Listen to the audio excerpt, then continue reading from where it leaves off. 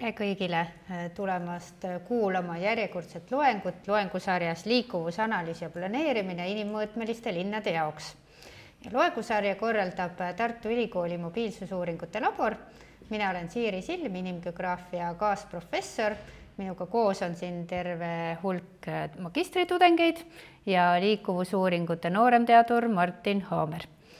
Ja tänase loengu peab meile Age Poom, kes on Tartu Ülikooli geograafia osakonnas linnakeskkonna kaasprofessor ja ka mobiilsusuuringute labori juht. Ja Age Poom on enda kohta öelnud, et ta tegeleb inimeste liikuvuse, kestliku linnaruumi ja keskkonna kokkupuute teemadega. Ja seejuures on tal pikaajaline mobiiliandmetel põhinevate liikuvusuuringute teostamise ja seotud andmetaristu arendamise kogemus. Ja Age on ka Tartu Ülikooli kestliku arengu keskuse ekspert ja teadusajakirja Big Data and Society toimetuskolleegiumi liige. Ja tänases loengus räägib Age, kuidas linna ja liikumiskeskkond meid mõjutab. Ja enne kui ma annan Agele sõna, ütlen nii palju veel, et arutelu on meil pärast loengut ja kui online'is veebis olijatel tekib küsimusi, siis kirjutage oma küsimused chatti, et pärast arutelu jooksul saame need sealt Agele ette lugeda. Ja nüüd ma annangi sõna Agele. Aitäh, Siiri, ja aitäh ka kõigile kuulajatele koha peal ja üle veebi. Tervist! Aitäh selle kena sissejuhatuse eest. Täna tõesti räägime liikumiskeskkonnast ja linnakeskkonnast. Vaatame, mida selle kohta on arvatud siin või sealpool üleilmselt, nagu siin sealpool ookeani. Aga vaatame ka seda, mida me oleme siin Tartus natukene teinud selle uurimissuuna arendamisel. Motivatsioon liikumiskeskkonna kvaliteedi uurimiseks tuleb ikka sellest, et meie ühiskond on muutunud üha autokesksemaks. Kui me vaatame viimase 30 aasta jooksul autode arvu 1000 elaniku kohta, me näeme, et see on ainult olnud kasvuteel. Me teame, et ühistranspordi kasutus on vähenenud ja me teame ka seda, et jalakäimine on väga olulisel määral vähenenud Eesti ühiskonnas viimaste aastakümnete jooksul. Ja me küsime, miks see niimoodi on ja tegelikult me soovime nagu ühe teemaplokina teada, kas liikumiskeskkonnal kui sellisel on ka mõju kas siis jalakäimise osakaalu vähenemisele või kuidas liikumiskeskkonna arendamise kaudu saaks jalakäimist, rattasõitu ja ka ühistranspordi kasutust, mis ju alati sisaldab ka jalakäimist, suurendada meie ühiskonnas. Ja seda muutust on põhjustanud paljud tegurid. Meil on võib-olla üks suuremaid põhjuseid maakasutusmuutus, kus meie tegevuskohad valguvad laiali linnaruumis, meie elukohad kolivad linna piiri taha, ehk et vahemaad kodust tööle või kooli jõudmiseks kasvavad ja me enam ei saagi kõndida niivõrd hästi. Ja sellistel puhkudel on muidugi siis küsimused, et millised oleksid need kestlikud liikumisviisid nende pikenenud vahemaade katmiseks.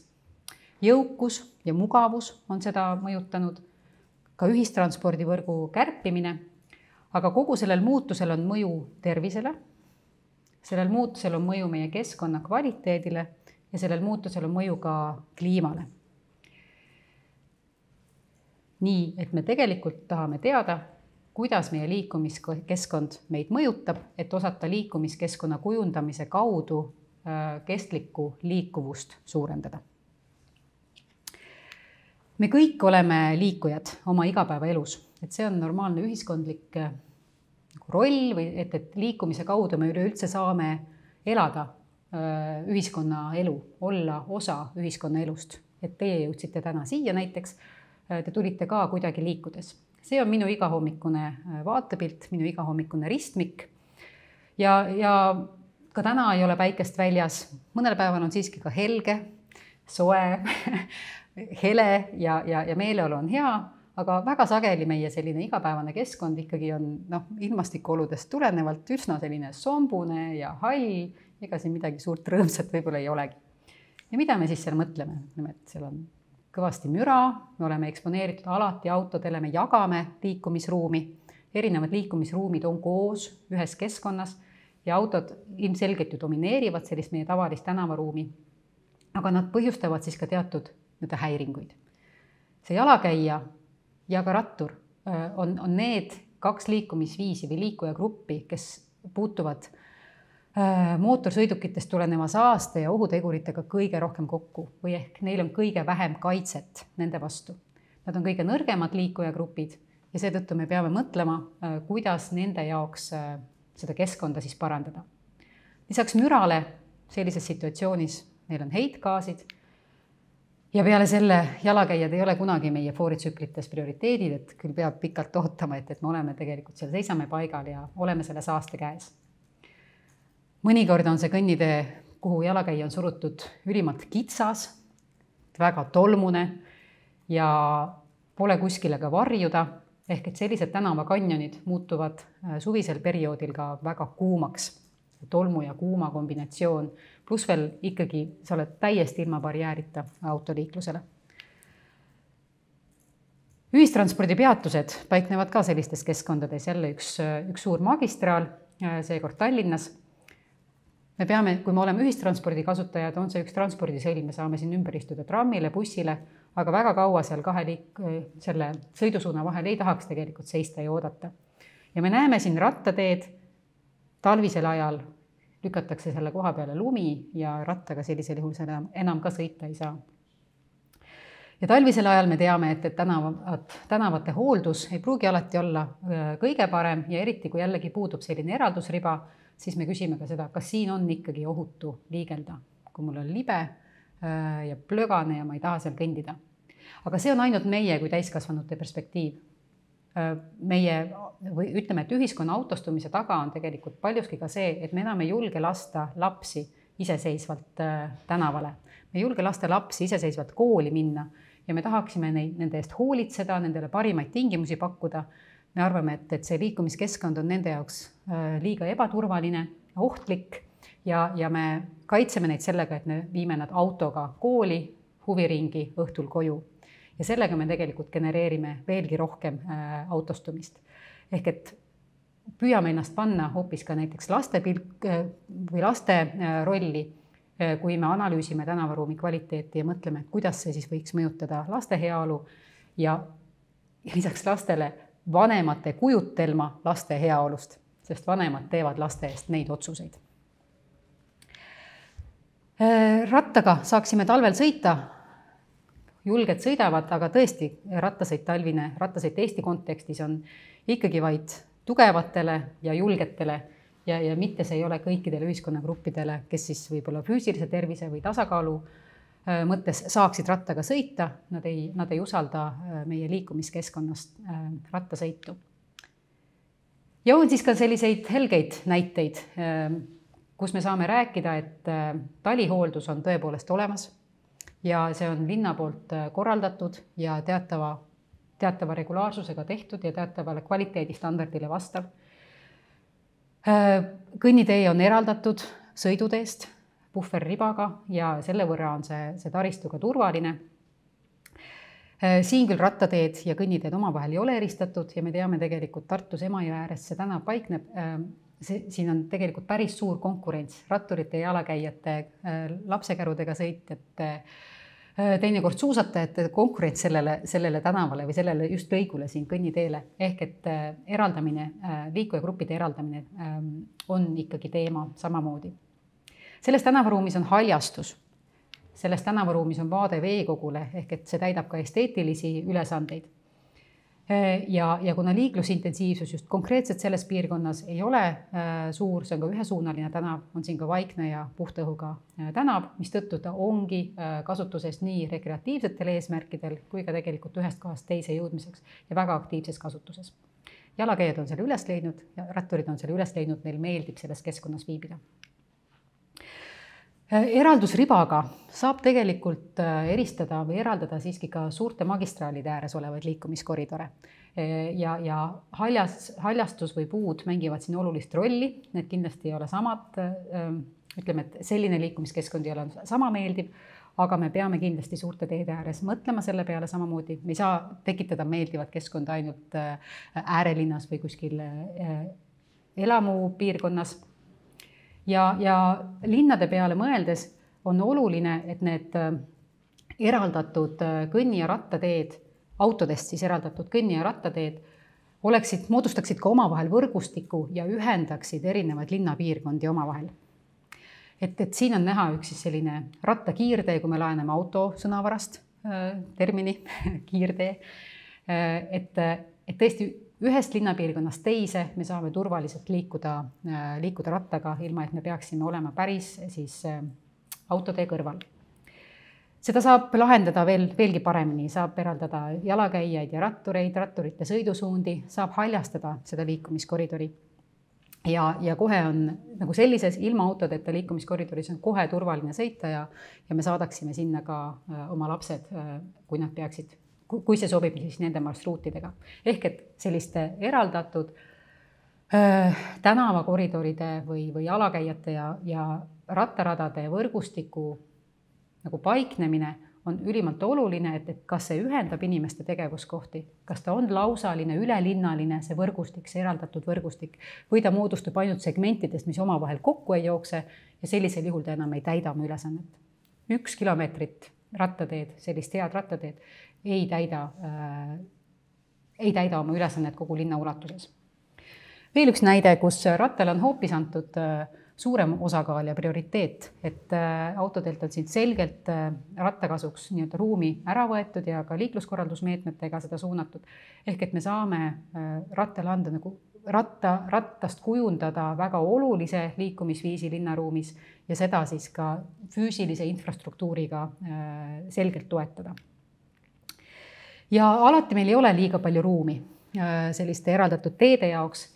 Ja siis on küsimus, et kuidas me saame seda haljastuskomponenti siia tänavaruumi sisse tuua niimoodi, et ta mõjutaks siis meie heaolu ja meeleolu ja suurendaks tõenäosust, et me tahame sellel tänaval kõndida. Ja julgeme siia lasta ka teisi. Et on erinevaid selliseid ka tänavahaljastuslahendusi, kuni päris ekstreemsete lahendusteni välja, kus siis konteinerhaljastusega saab tuua ka puid, igihäljaid, puid ja põõsaid tänavale. Ja loomulikult saab ümber kujundada tervet tänavaruumi, sealhulgas ka siis sõidutee katendit, erinevat tüüpi linnaruumis. Ja kui palju ruumi ei ole, siis ka sellistest kitsastest lahendustest, kitsastest ribadest, kuhu ei mahu puud ära, võib teinekord olla palju abi, et just seda meeleolu luua. Ja selge, et talvisel ajal sellist haljastust, see on ju ainult vegetatsiooniperioodil, talvisel ajal me sellist haljastust ei näe, aga siis suvisel perioodil pakub ka selline kitsastes tingimustes loodud linnahaljastus tänavaruumile palju juurde, pakub palju juurde, loob ilmet, loob meeleolu, loob head tunnet ja tahet seal viibida. Selle fotogalerii lõpetuseks siis jõuame nende teguriteni, millega me linnakeskkonnas liikudes kokku puutume. Et võtame need siin kokku. Me oleme rääkinud haljastusest ja rohelusest või elurikkusest kui positiivsest aspektist või valdavalt positiivsest aspektist. Vaatest veekogudele, mis täidab väga palju just sellist ka esteetilist ja vaimsele tervisele hästi mõjuvat ülesannet. Ka arhitektuurne miljöö, ehitatud keskkond ja see sotsiaalne keskkond, mis sellega kaasub, võib luua väga positiivset mõju. Ja kuidas me oleme disaininud liikumiskeskkonna ja turvalisuse seal, samamoodi võib omada väga positiivset mõju meie liikumisotsustele ja kaasuvatele mõjudele. Kuid me teame, et õhukvaliteet, müra või liigne kuumus mõjutavad meie heaolu halvas suunas või negatiivses suunas ja me tajume neid erinevaid keskkonnatingimusi erinevate aistingutega või erinevate meeltega.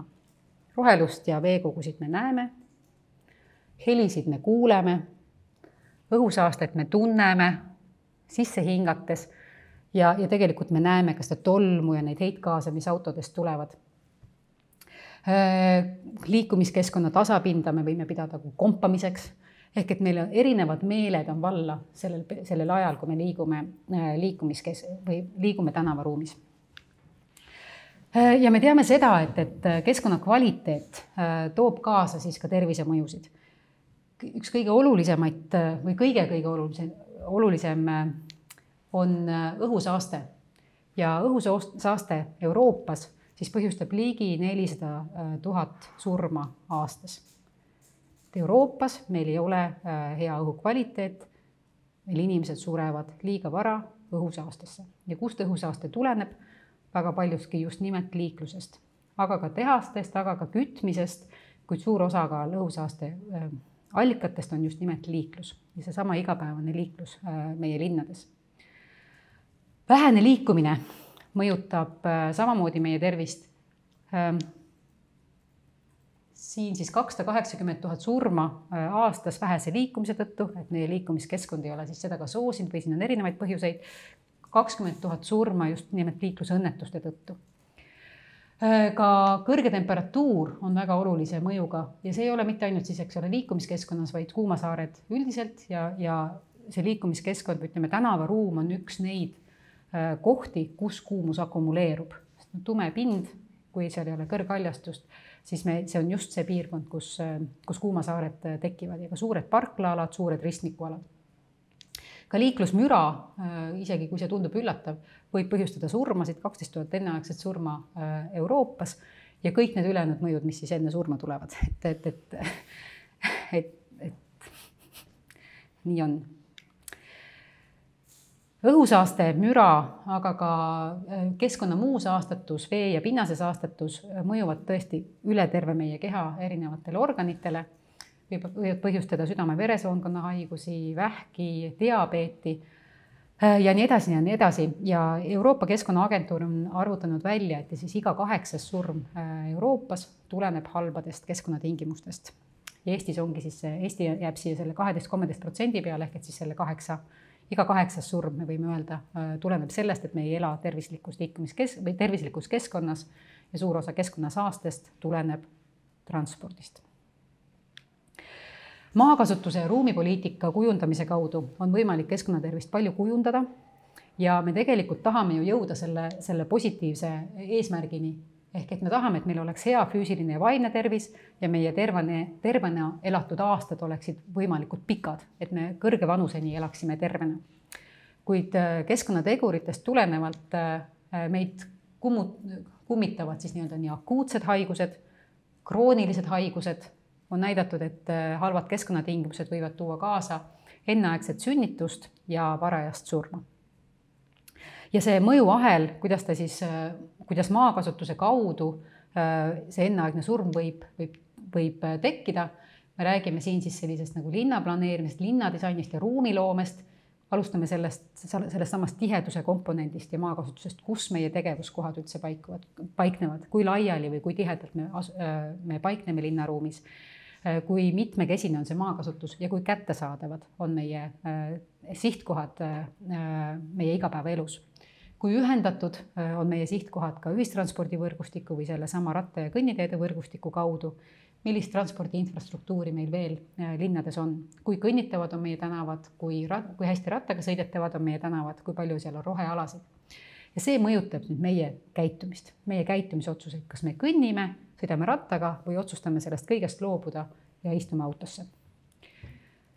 Meie enda liikumismustrid mõjutavad siis mürasaastet ja õhusaaste teket, aitavad kaasa ka kuumasaartele, kui on vaja. Kui autokasutus on nii suur ja meil on vaja nagu nii palju teid ja me muudkui ehitame ridu juurde, siis seda rohkem ka saab kumuleeruda kuumus selles transpordikoridoris. Ja neid keskkonnategurite mõjuahelaid on veel, mis siis ühel hetkel tõesti võivad lõppeda liiga varajase surmaga.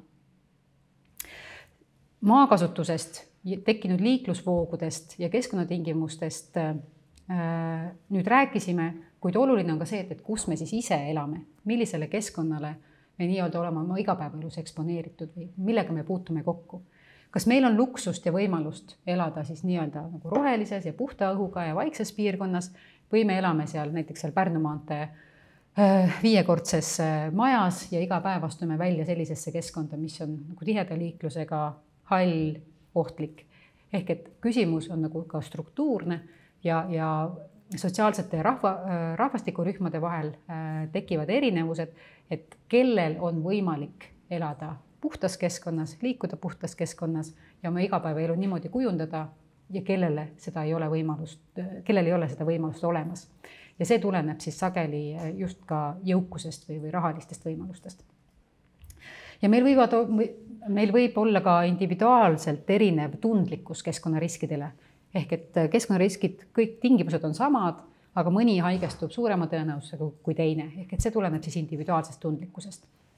Ja üks aspekt on veel see sotsiaalne haavatavus, lisaks sellele ebavõrdsusele, mis tuleneb majanduslikust situatsioonist. Me saame rääkida ka sellest, et meil võib olla ligipääs infole, meil võib olla ligipääs sotsiaalsele võrgustikule, kes aitavad meil neid kas või oma liikumiskäitumisi, elukoha otsuseid kujundada ja langetada ja annavad meile nii-öelda head nõu või kas on meie enda sotsiaalses võrgustikus ja sõpruskonnas, et mis on normiks ja tavaks. Ja mõnel pool on need teemad väga olulised, nendest räägitakse ja see õpetab inimesi ja paneb neid mõtlema, nad teevad teistsuguseid pikaajalisi eluvalikuid kui siis teised. Ja võtame siis kas või näiteks valglinnades olevad uued elamurajoonid ja sinna siis kerkivad näiteks ka uued erakoolid, et võib olla nagu sotsiaalne norm selles piirkonnas elades, et last viiakse näiteks siis sinna kooli, erakooli autoga ja mitte siis ei proovita viia nagu kodulähedasse, kõige lähemasse siis linnakooli või munitsipaalkooli. Või et ei lastel liikuda siis iseseisvalt ja ühistranspordiga või rattaga, vaid neid tuleb siis kindlasti viia just kooli autoga. Et see siis kujuneb välja meie sotsiaalses võrgustikus.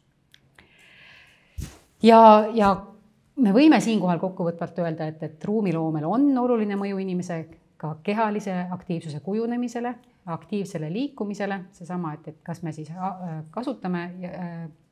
kas me sõidame rattaga hea meelega, kasutame ühistransporti, kõnnime jala ja probleem on siis selles, et vähene kehaline aktiivsus toob kaasa meile väga palju erinevaid probleeme ja me võime ka öelda, et me elame ka rasvumise epideemia ajastul ühiskondlikult.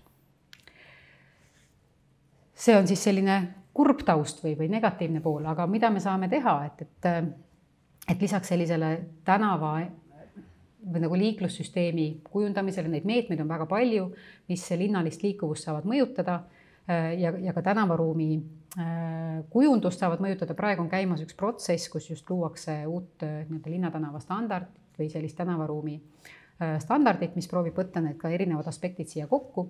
Kuid haljastus on kindlasti siis üks teema, mis aitab keskkonnariske maandada ja keskkonnaprobleeme ennetada või terviseprobleeme, mis tulenevad keskkonnast ennetada. Ja siin on öeldud 3 põhimõttelist mehhanismi, kuidas haljastus siis aitab kaasa. Kõigepealt ta vähendab kahju, ehk et ta vähendab füüsiliselt juba kokkupuudet õhusaastega, müraga, liigse kuumaga, UV-kiirgusega või kas või suurte sademete puhul sademeveega, näiteks kui meil on vihmapeenrad tänavate kõrval. Haljastus taastab inimeste võimekust. Näiteks taastab tähelepanu, toetab stressist taastumist, aitab kognitiivset võimekust kasvatada. Ja ta loob võimekust, näiteks soodustab füüsilist aktiivsust, sest et see keskkond on haljastuse tõttu meeldivam, toetab just jalakäimist ja rattasõitu, tugevdab immuunsüsteemi, kui meil on väiksest peale kohe kokkupuudega mullamikrobioomiga näiteks, siis meie immuunsüsteem ainult tugevneb, neid uuringuid on tehtud. Ja loob võimalusi suhtluseks või suhtluskeskkonnaks, et tänavaruum ei ole mitte ainult läbiliikumise ruum, vaid ka olemise või suhtlemise ruum. Ja neid haljastuse positiivset mõjusid saab veel lahterdada mitmeti, kuidas see aitab füüsilist tervist, vaimset tervist, aitab tagada elukvaliteeti või sotsiaalset heaolu. uuringuid on tõepoolest selles valdkonnas väga palju. Haljastusel võivad olla ka negatiivsed mõjud, eriti kui on tegemist siis nii-öelda allergeenidega või selliste liikidega, mis põhjustavad tugevalt allergiaid. Ja on veel toodud ka probleemseid kohti välja või kas või suurte tormidega, kuidas puud võivad murduda. Ehk et on kindlasti ka negatiivseid aspekte, et haljastust ei saa vaadata kui ainult ühte head võluvitsa ja haljastuse planeerimisel tuleb väga hoolsalt jälgida siis seda, et see oleks kohalikku keskkonda sobituv nii oma kastmist vajaduselt või veevajaduselt, valgusvajaduselt, mullavajaduselt ja nii edasi. Ei ohustaks siis nii-öelda hoonestut ja nii edasi. Mõned nopped siin sellest, kuidas siis just nimelt nüüd tänava kontekstis või tänavaruumi kontekstis haljastus mõjutab vaimset tervist ja heaolu. On leitud näiteks, tõesti need on sellised nopped, et kui inimene näeb 200 meetri ulatuses tänaval viibides umbes 20–30 puud, siis see aitab tal luua head meeleolu. Ja see tähendab seda, et kui see tänav linna kontekstis on nagu liigroheline või ütleme, et siis nagu mets, nagu see võib-olla üks näide sealt nende meetmete tingimustelt oli, siis liigne haljastus juba enam ei pruugi põhjustada linnaruumis head enesetunnet. Või et kui see haljastus tungib sulle peale ja on hooldamata, ka siis ta võib tekitada nagu pigem ebameeldivat tunnet. Kõrge tänavahaljastus, ehk et kui me näeme siis just kõrghaljastus, puid, mitte ainult põõsaid või muru ja lilli, siis see kõrghaljastus ja kui seda on rohkem, see aitab parandada ka soojusmugavust nii kuumas kui külmas kliimas. Me näeme rohkem puid, väljas on kuuma laine, kui me ei näe neid puid või võrreldes sellega, kui me näeme neid puid, siis me tunneme suuremat koormust sellest kuuma lainest. Kui me näeme puid, siis meie tunnetuslik soojusmugavus on parem. Ja samamoodi on ka külmas keskkonnas, et haljastuse nägemine ka külmas keskkonnas vähendab külmatunnet kui mittehaljastuse nägemine. Aga kui väga palju haljastust on, siis ühel hetkel see efekt nagu ei lähe enam suuremaks, vaid saavutab platoo, et selles mõttes ei pea nagu üle kuhjama linnaruumi puudega. Tänavahaljastusel on ka kombineeritud mõju ja üsna palju on uuritud või ütleme, üha rohkem uuritakse haljastuse ja loodushäälte koosmõju.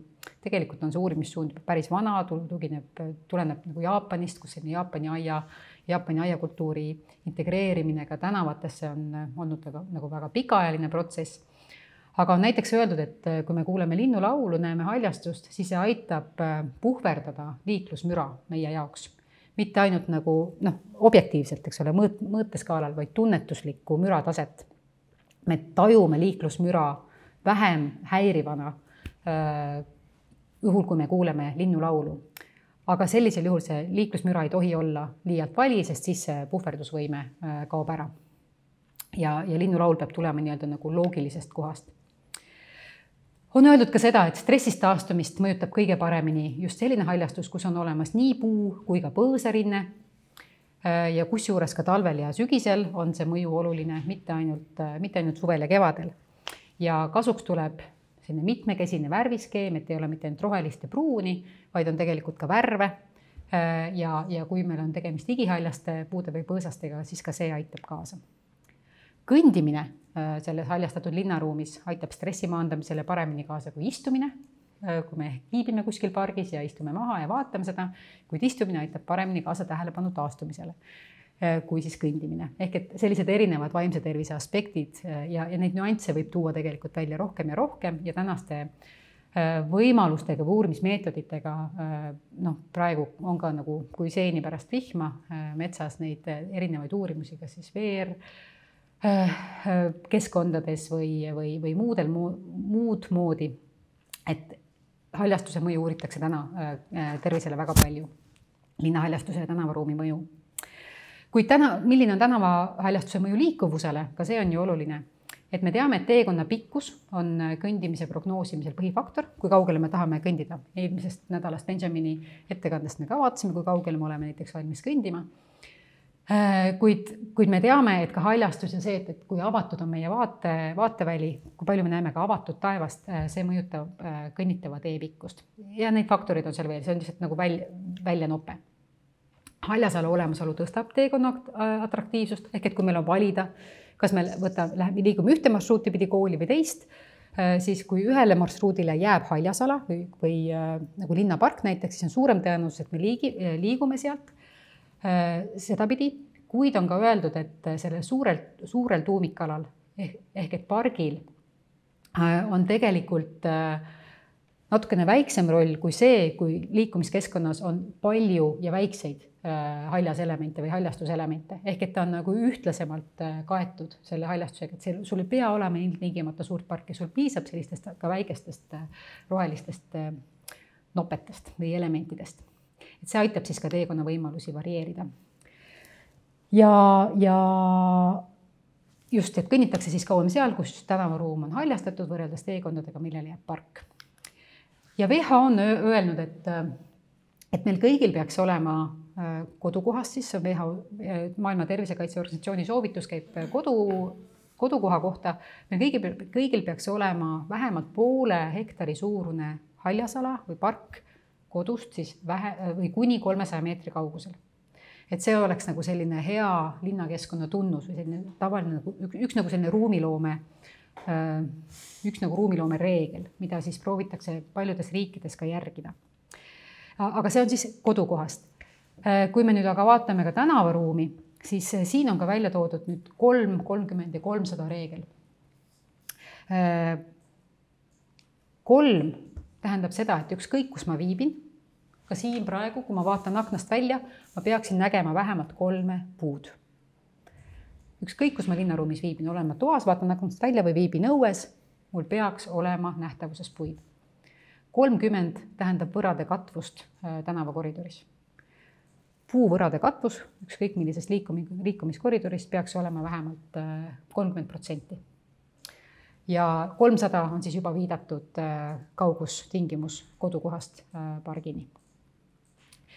Ja keda huvitab, jällegi on palju või üha rohkem analüüse sel teemal või sel teemal läbi viidud ja tõendeid siis nii-öelda selle soovitus on ju soovitus, eks ole, et noh, et ma ütlen küll reegel, aga tegelikult on see nagu soovitus, aga see tugineb siis teaduslikul taustal.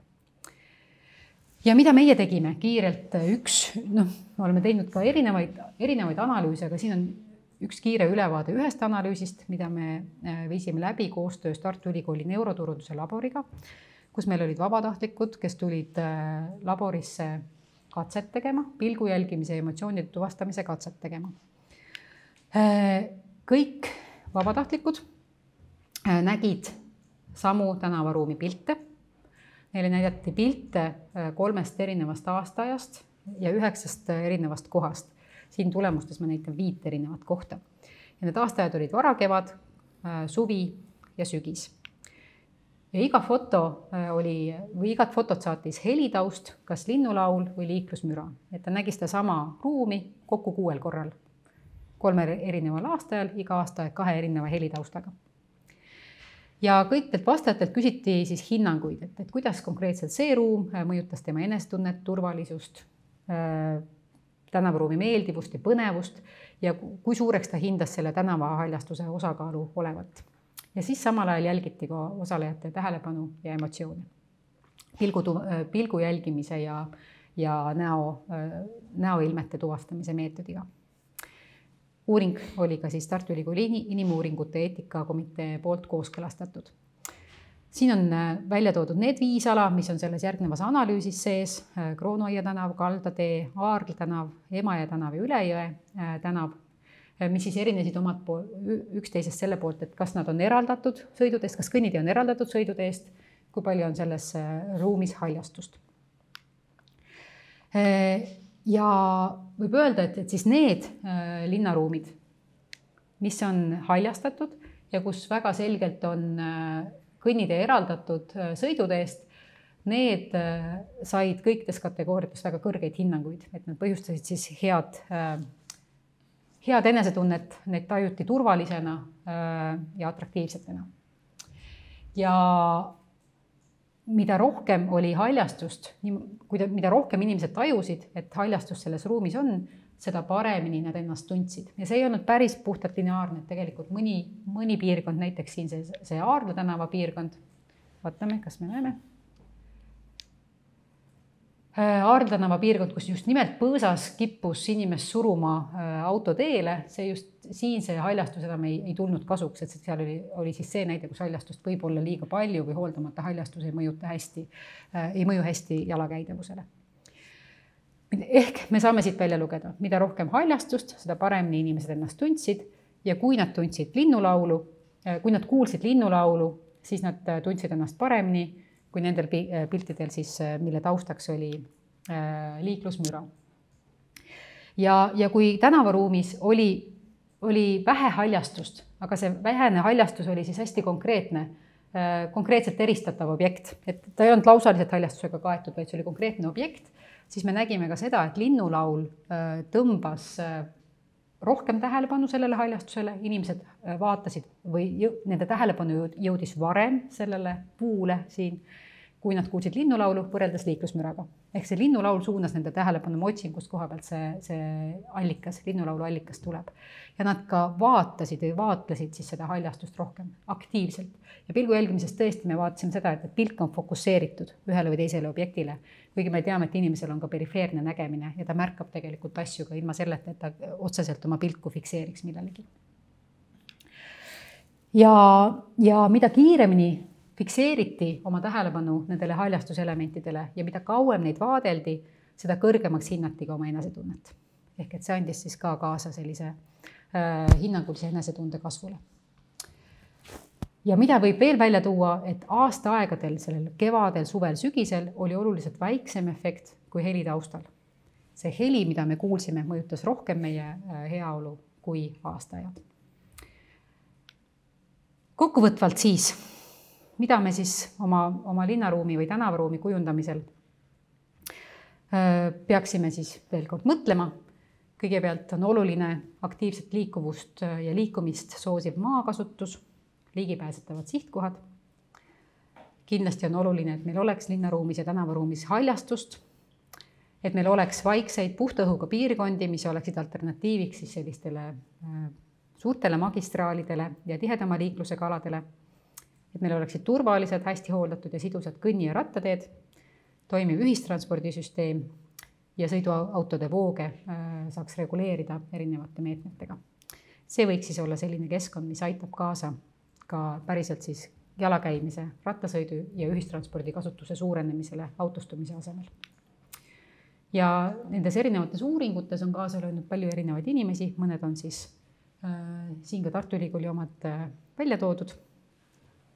Saab lugeda täiendavalt ka publitseeritud materjale ja sellega ma tänan.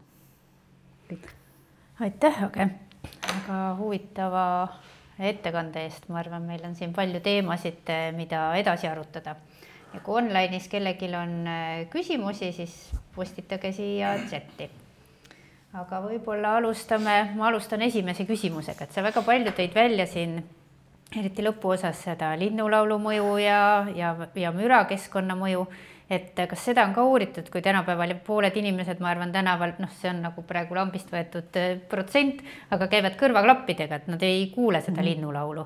Et kui palju see, ütleme, kõrvaklappides ringi käimine mõjutab siis üldse keskkonna tajumist ja seda ümbritsevat ka inimese heaolu, et ta tegelikult ei ole selles nagu füüsilises keskkonnas, ta võib-olla on seal oma selles kõrvast tulenevas keskkonnas hoopis nagu füüsilises keskkonnas ringi liikudes. Ja ma arvan, et see on väga hea küsimus ja ma otseselt sellele küsimusele ei ole ise vastust otsinud, et ma oskaks sulle ka kirjanduse põhjal ülevaadet anda, aga selgelt, et kõrvaklappidest tuleb heli, summutab ära kogu muu heli ja nüüd me võime küsida, et miks inimesed kasutavad kõrvaklappe liiklussituatsioonis, et kas ühest küljest see võibki olla selleks, et tekitada barjääri liiklusmüra ja iseenda vahel. Ehk et juba see võib olla nagu põhjus. Ja teisest küljest me siis täna ka sellisel podcastide ja voogedastuse ajastul võib-olla soovime saada infot ja teha nagu häid ajakasutusvalikuid, et see võib olla ka mingisugune muu põhjus. Ja veel eriti, kui me läheme näiteks jooksma või kõnnime rekreatiivselt pikemaid vahemaid, aga siis me nii-öelda tasakaalustame seda saamata jäävat linnulaulu sellega, et me valime oma teekonna, mis iseenesest on meeldiv ja rahulikum ja kus meil on parem liigelda. ehk et kuhu sa lähed jooksma, sa ei lähe jooksma suure magistraali äärde, vaid sa lähed ikkagi jooksma nagu vaiksesse kohta, et ilmselt su siis tähelepanu ja see emotsioon tuleneb läbi silmade ja nagu teiste meelte kui kõrvade. Aga tõesti, kõrvaklapid mõjuvad barjäärina. Ja teine küsimus, ma küsin kohe ära, siis on kohe teil ka võimalus, et kas sa vaatasid ka, kui palju on see inimeste vaheline erinevus, et selgelt ei ole, et üks inimene arvab nii või et see on nagu mingi keskmine tulemus, mida sa esitasid, aga et kui palju see nagu mingite inimese tunnuste, mis iganes isiksuse omaduste, mingite muude sotsiaalsete või ma ei oska öelda, mis tunnused veel on ju, aga et kui palju see varieerub, see keskkonna tajumine ja see, et kas sa siis tunned ennast hästi või et kas sulle see puu siin meeldib või mitte? See kindlasti varieerub. Kus ei tule variatsioon välja, on pilgu jälgimine. See on nagu nii kiire reaktsioon ja nii alateaduslik reaktsioon, et seal piisab tegelikult väga väiksest valimi hulgast või ka vabatahtlike hulgast ja sa saad juba need mustrid kätte. Ja meil oli umbes 4-kordne ülekatte sellega, mida neuroturunduse labor tavaliselt teeb oma pilgu jälgimise testides ja ei saa öelda, et pilgu jälgimise puhul oleks tulnud nagu olulisi sotsiaalseid erinevuseid välja. Küll aga tulid erinevused välja emotsioonide puhul, et kes ja ma ei vaadanud seda praegu üle, ma igaks juhuks ei julge ütelda praegu, aga seal tekkis vanusegruppide vahel erinevusi ja seal tekkis ka sugude vahel erinevusi, kuidas reageeriti ühele või teisele keskkonnale ja seal me vaatasime neid emotsioone erinevaid, et oli rõõmus emotsioon, oli viha, oli hirm, oli üllatus, ja selline neutraalne olek, et ma ei julge praegu öelda täpselt, aga seal emotsioonide puhul tekkisid sotsiaalsed erinevused. Ja sealt tuleb kohe see nagu järgmine küsimus on ju, et kui palju see nagu laborikatsed ja päriselu, nagu nende erinevused, kas see laboris tehtud katse iseloomustab nagu päris keskkonna tajumist päris keskkonnas?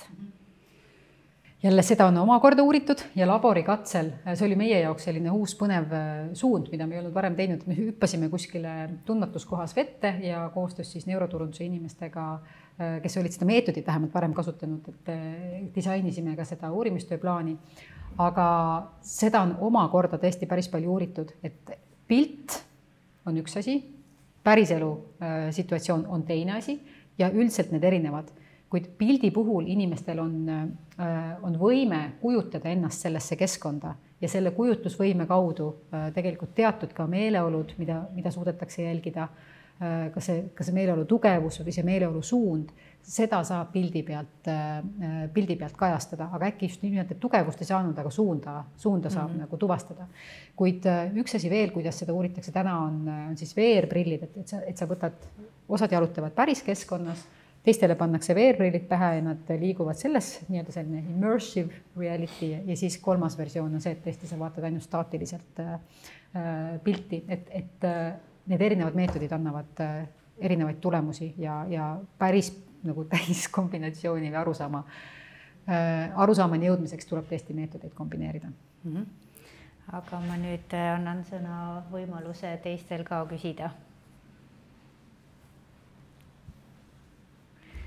Mina olen küsida.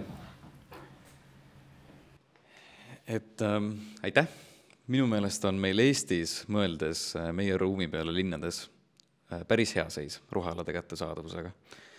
Et üldiselt meil ei ole see asustustihedus nii tihe, et meil oleks puudus kättesaadavuses rohealade puhul, aga mulle tundub, et meil on just sellise lokaalse või pisirohelusega suurem puudujääk välismaaga võrreldes, et just rohelus maja hoovides, tänavafrondis, tänavaruumis.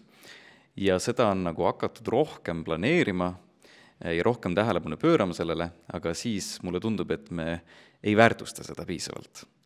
Et ta tihtipeale muutub sopaunnikuks, sinna jäetakse mingi prügi või seda ei hooldata ja siis ta kaotab oma väärtuse. Et mu küsimus oleks, millised on Eesti linnades nii-öelda see põhirõhk, kuhu me peaks asetama peamise rõhu, et muuta oma linnakeskkond senisest väärtuslikumaks või kuidas seda väärtuslikkust tõsta rohealade suhtes?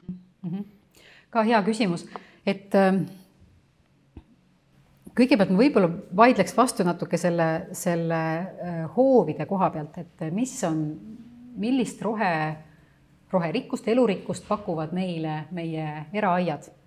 Ja eraaiad on täiesti ka linnakeskkonnas täiesti nii-öelda nagu alahinnatud elurikkuse allikad. Ja pigem ma ütleks, et täna aedade klanimise ja hooldamise ja parkimiskohtade tekitamisega vähendatakse seda metsikust ja elurikkust ja kas või siilide elupaika on ju, et sul peab olema teatav metsikus ja sul peab olema teatav hooldamatus selleks, et saaks tekkida rikkus või elurikkus ja mitmekesisus.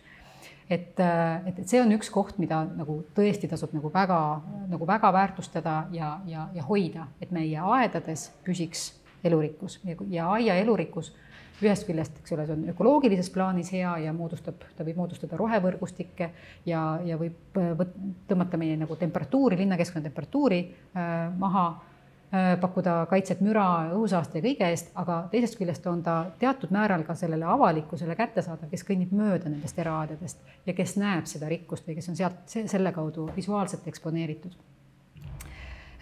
Ja võib-olla üks element, mida meil liiga vähe kas kasutatakse või teadvustatakse, on täna põõsarinne, sest et see on seotud ebaturvalisusega, ebameeldiva sotsiaalse käitumisega ja pigem oleks parem ära korjata põõsad linnast, jätta ainult muru ja võib-olla kõrghaljastus, kuid tegelikult just see põõsarinne pakub väga palju mitmekesisust inimesele, inimsilmale ja ka õitsevate põõsaste näol, aga ka siis elurikkust linnaloodusele, lindudele ja kõigele muule. Et need aspektid. Võib-olla tooksin ühe paralleeli Hollandiga, kus võib-olla sellist nagu tänavahaljastust ja need pisielemente, mida sa ka mainisid, on rohkem. Hollandi riik on ellu kutsunud algatuse, kus kõik inimesed kõikides linnades, kellel on siis majad tänava ääres, et nad võivad võtta ja linnavalitsused siis peavad olema sellega nõus või on sellega nõus või sellega ei ole probleem olnud, et maja servast, kui sul on siin sillutis, kõnnide sillutis ja maja, siis sa võid võtta ära näiteks 2 sillutise kivi ja panna sinna asemele taimed kasvama ja tekitada sellised nagu roheribad kõnniteede ja majade servadesse. Ja see on täiesti riiklik kampaania.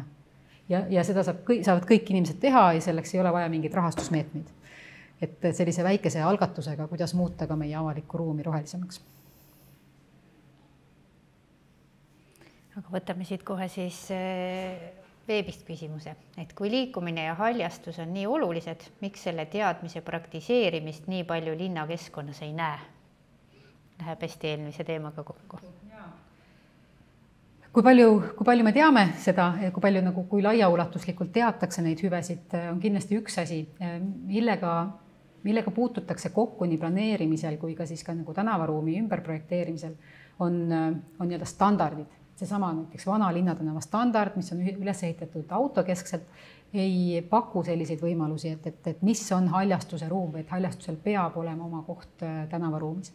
Või teine asi on kõik kommunikatsioonid, et tuleb takistus, et me oleme alati harjunud niimoodi, et meil kõik torud ja kaablid on kuskil maa all ja igal operaatoril või haldajal on nagu oma ruum, oma ise kõrgusel, aga ka nagu horisontaalselt laiali. Ehk et meil justkui kuskil ei ole juuri mahutada, puude juuri mahutada ja me ei saa puid istutada ja maa alla minna. Et see on nagu puhas kultuuri ja harjumuse küsimus, et see võtab aega, et kindlasti ka tänavaruumid, kui siis tehakse tänava täisrekonstruktsioon, siis tuleb nagu ka kogu kommunikatsioon koondada selleks, et tekitada ruumi haljastusele. Aga see on olnud väga jõuline põhjus, miks mõnikord tänavaruumi haljastusprojektid ei liigu edasi. Aga siis veel üks küsimus veebist, mis on natuke teemal, mida sa liiga palju oma ettekandes ka ei kajastanud.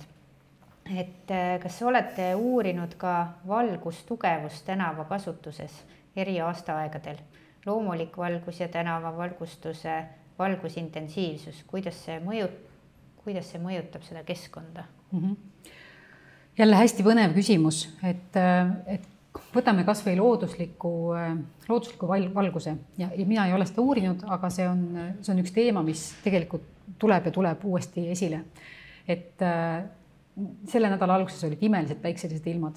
Kõik tahame nagu nurruda nagu väike kass seal päikese käes. Ehk meil on see valguse vajadus, valguse puudus pärast pikka talve.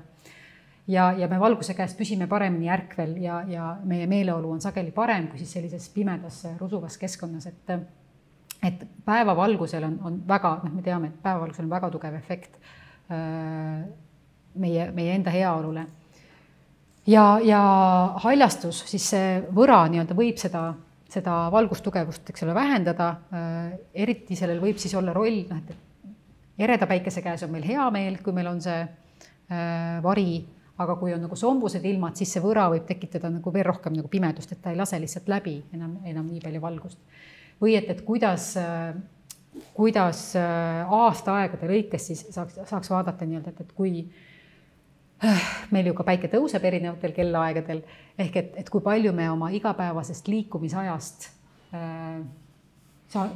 või veedame valgel ajal, kus valgus on nagu keskpäevane või siis sellisel hämaral ajal või pimedal ajal ja kuidas see muutub ja me võime ka püstitada selliseid sotsiaalseid küsimusi või ühiskondlikke küsimusi, et kas mõned töökohatüübid eeldavad seda, et me peame olema rohkem pimedas õues, liikuma pimedas ja mõned töökohatüübid võimaldavad neil olla rohkem valges õues ja kas näiteks kooli alguskellaaeg mõjutab seda, et kui palju lapsed saavad olla valgusele ja valgele ajale õues, siis ühest kohast teise liikudes eksponeeritud.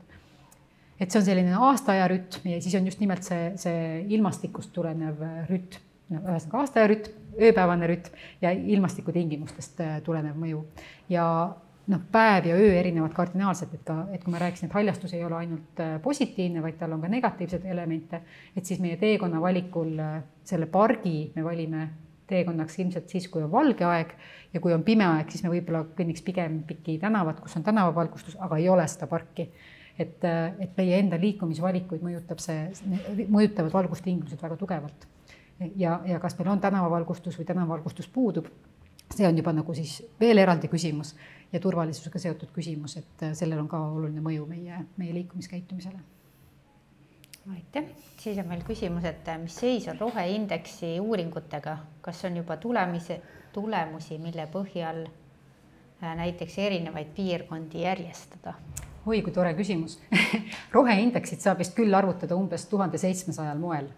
Et alustame sellest, et milliseid erinevaid andmeid selleks kasutada, kuidas seda indikaatorit ennast kokku panna, kas me võtame satelliidi info 15x15 meetrit või 500x500 meetrit, kas me võtame tänavavaate pildid ja kuidas me siis sealt tänavavaate pildist selle haljastuse segmenteerime välja, näiteks kas puuvõra talvel on haljastus või on ainult suvine roheline puuhaljastus.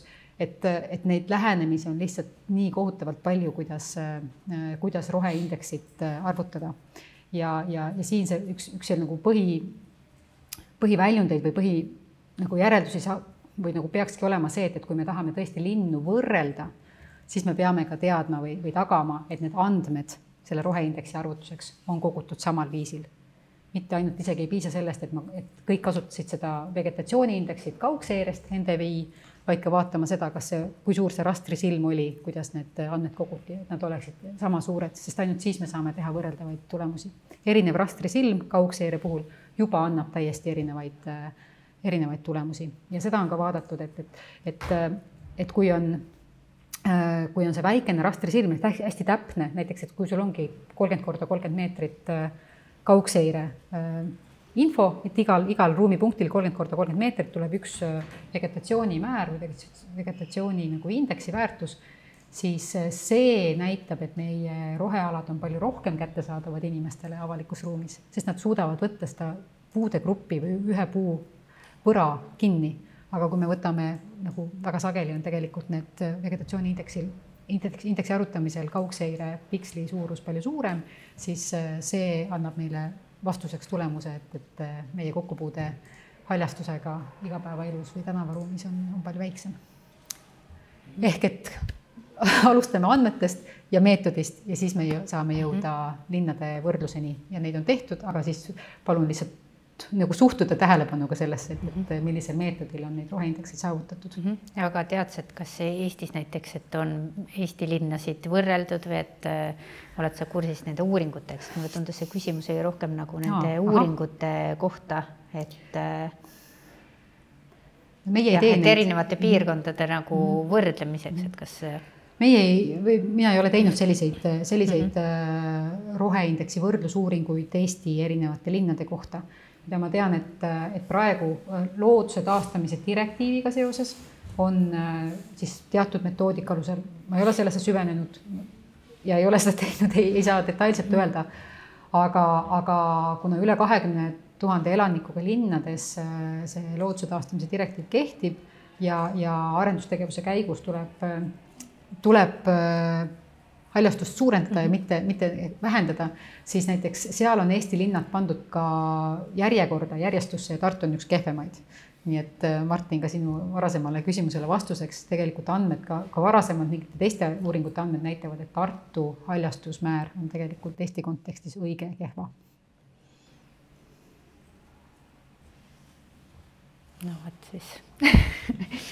Kas on siin vahepeal küsimusi? Ma võin küsida. Võtta, küsi selle.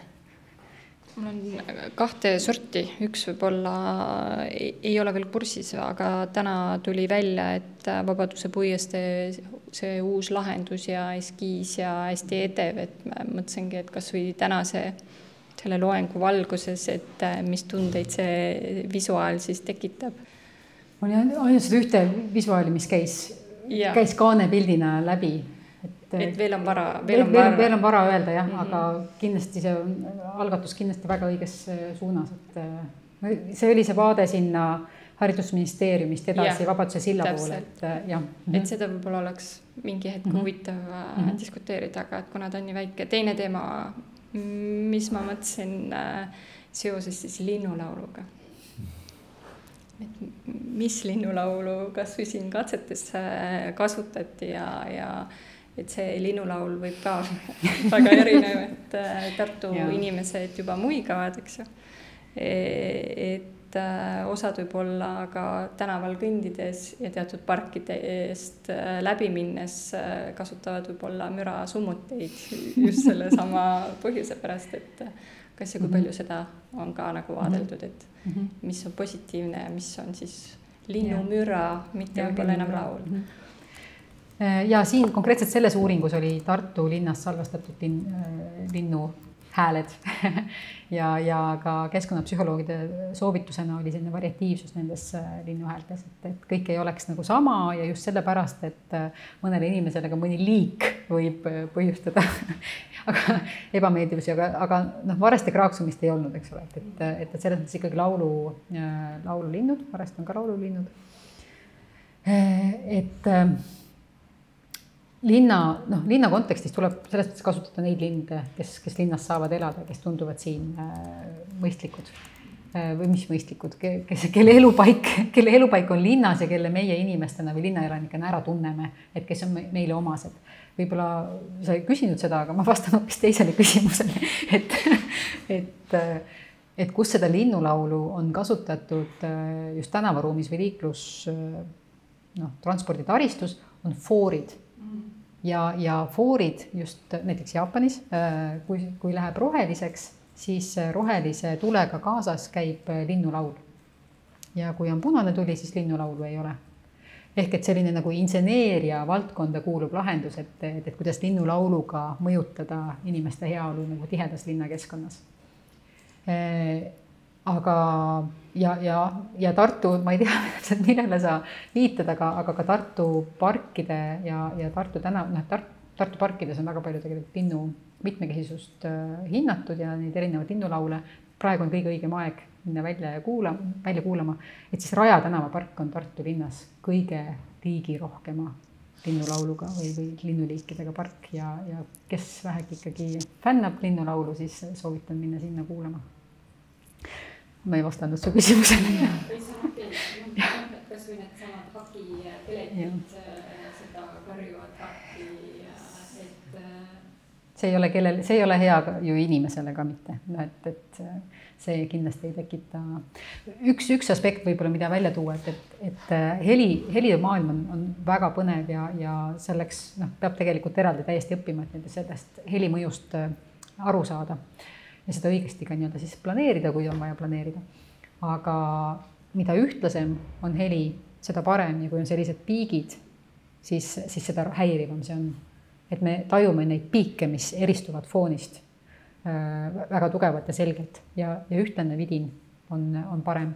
Ja linnakeskkonnas elades me oleme kogu aeg harjunud mingisuguse müra taustaga, et tegelikult ka vaikusesse sattumine võib põhjustada ängistavalt või ärevust tekitavalt.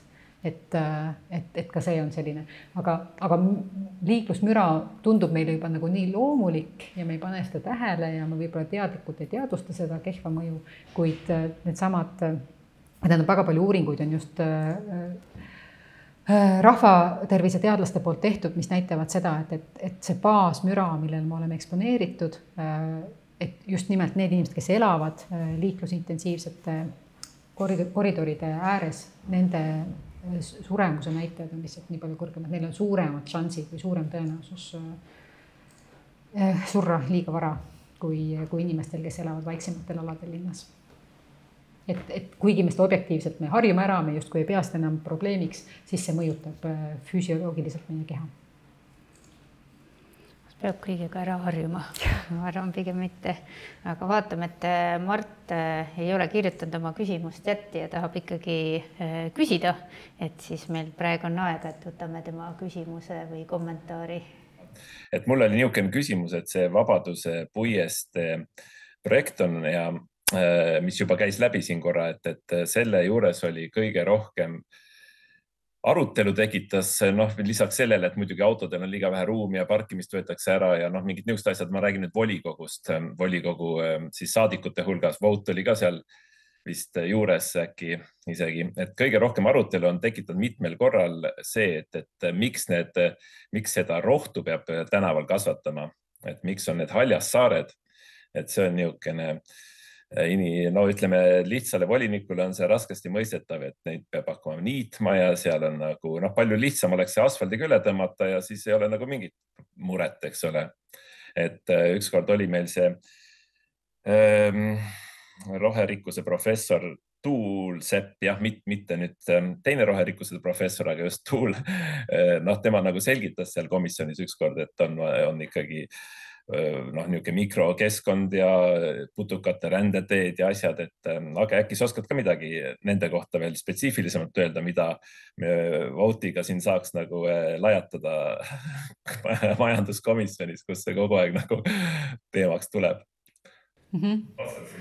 Et majanduskomisjonis need ökoloogilised põhjused ei ole nagu väga veenvad sageli siis jah, et kindlasti Tuul oskab ökoloogilisi põhjuseid tuua nagu kordi paremini välja, et ehk siis siit loodetavasti tuli ka välja. Üks asi on see, et kuidas ka see rohurinne, ka see värvikirev rohurinne ja see puhma, mitte ainult siis nagu muru, sest et muru on eluskõrb, sellest puudub igasugune mitmekesisus ja selle ainukene hea asjaolu on see, et on vett läbilaskev pinnas ehk et teatud osa sademeveest invub selle mururiba kaudu siis pinnasesse. Aga edasi, kust nagu ökoloogiline väärtus, esteetiline väärtus, vaimset heaolu mõjutav väärtus tekib, see on ikkagi siis see puhmarinne, edasi põõsarinne ja siis kõrghaljastus. Et võib-olla majanduskomisjoni kontekstis võime rääkida nendest vihmapeenardest ja looduspõhistest lahendustest tänavakoridoris, et kui sul on ikkagi sademeveed ja sul tuleb üha rohkem ka torme ja ekstreemseid vihmavaringuid, ja sa pead selle kuskile nagu ära mahutama, siis vihmapeenrad või rohealad tänava koridoris, just tänava kanjonis ja loomulikult seal peab olema mingisugune nagu reljeefi varieeruvus ka kas või 20 sentimeetrit, et see aitab siis seda vihmavett kiiremini ära juhtida ja ka pinnasesse immutada, et meie nii-öelda majanduskahju, võib-olla siis sealt võiks tekkida teistpidi mingisugune majanduskahju ei tekiks nii suur, aga Tartus on möödunud aasta sügisest muidugi natukene vastupidine näide selle kohta, kus haljastus just nimelt põhjustas suurt ummikut Riia maantee viadukti all, kus siis mulch, mis oli pandud raudtee ülesõidu kohale, pinna nõlvadele, kus kasvasid põõsad, mis on iseenesest ülikena lahendus, väga hea lahendus ja lahendas paljuseid kerglikkuse probleeme nii-öelda Tartus.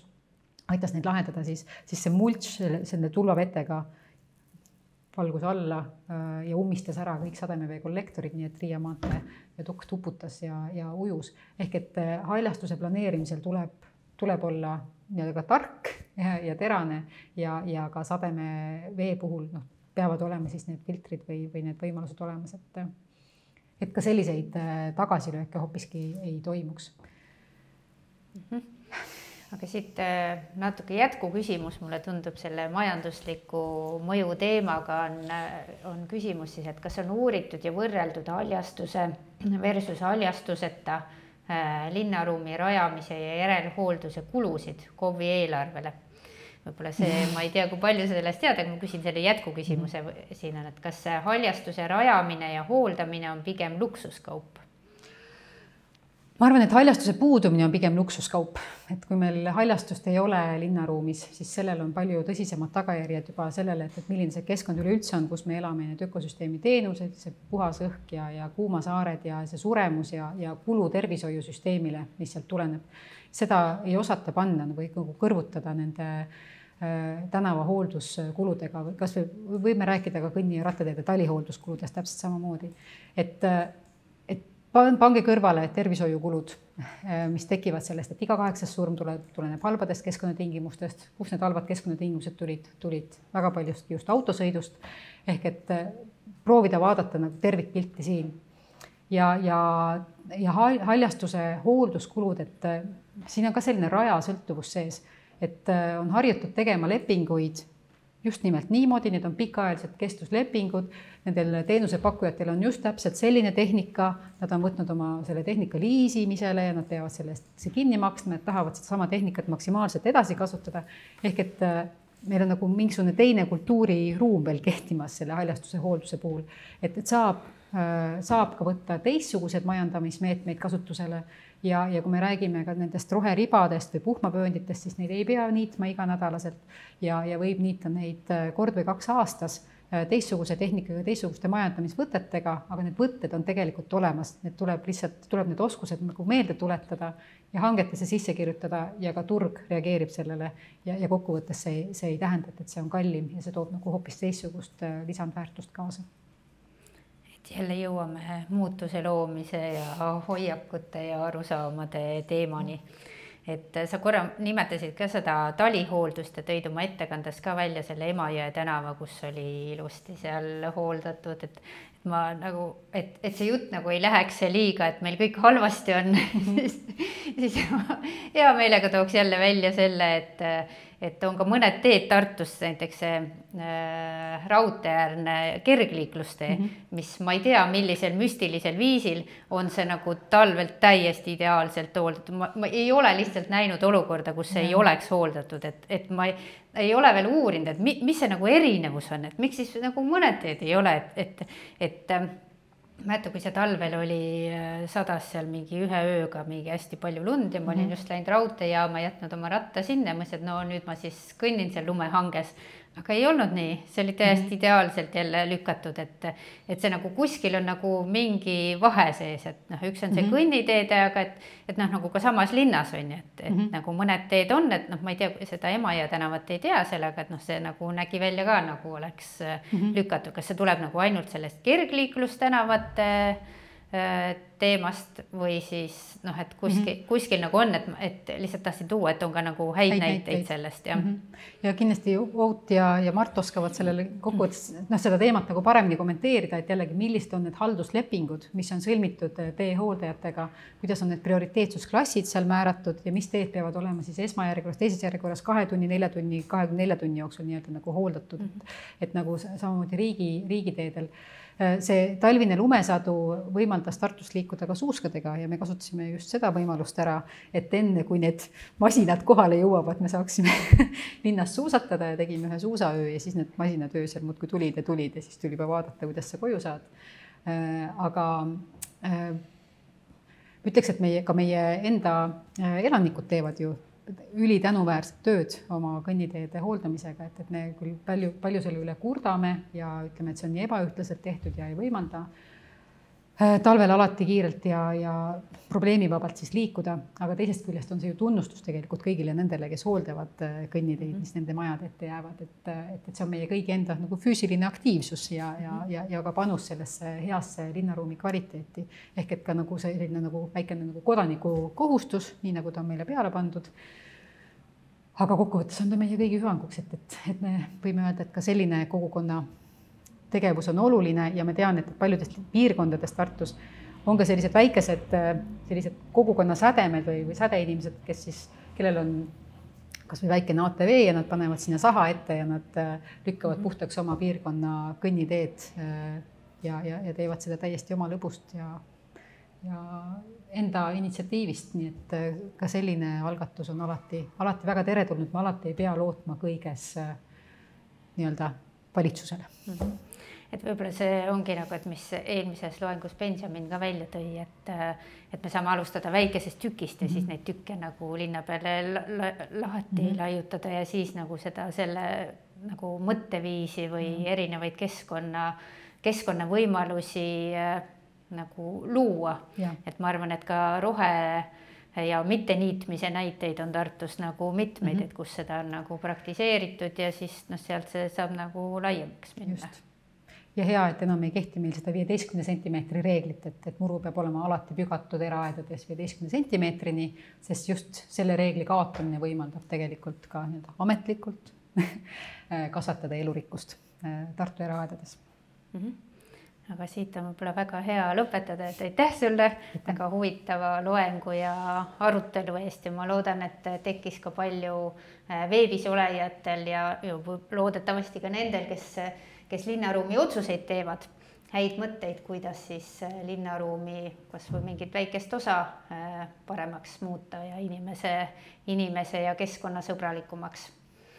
Ja järgmine loeng järgmisel nädalal, 24. aprillil, siis räägib meile emeriitprofessor Kai Akshausen ETH Zürichist transpordi planeerimise dilemmast, et kas elektrirata linn on võimalik. Kohtumiseni!